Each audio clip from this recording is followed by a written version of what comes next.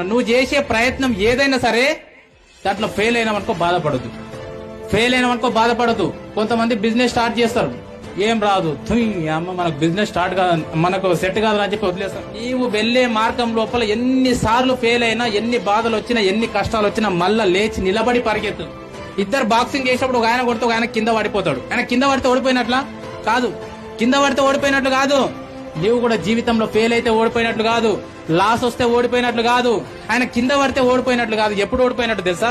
ఆయన కింద పడ్డం కోచ్ వచ్చి ఏం చేస్తాడు, 10, 9, 8, 7, 6, 5, 4, 3, 2, 1 అని కౌంట్ చేస్తాడు. అవునా కదా?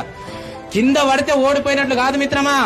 కింద పడ్డ తర్వాత 10 లెక్క పెట్టే లోపల నువ్వు పైకి లేవకపోతే గప్పుడు ఆయన ఓడిపోయినట్లు. నేను చెప్తున్నా, నీ జీవితంలో ఫెయిల్ అయితే ఓడిపోయినట్లు కాదు, కష్టం వస్తే ఓడిపోయినట్లు కాదు, బాధ వస్తే ఓడిపోయినట్లు కాదు. ఓడిపోయిన తర్వాత, బాధ వచ్చిన తర్వాత, కష్టం వచ్చిన తర్వాత, లాస్ వచ్చిన తర్వాత మళ్ళా లేచి నువ్వు నిలబడకపోతే అప్పుడు నువ్వు ఓడిపోయినట్లు.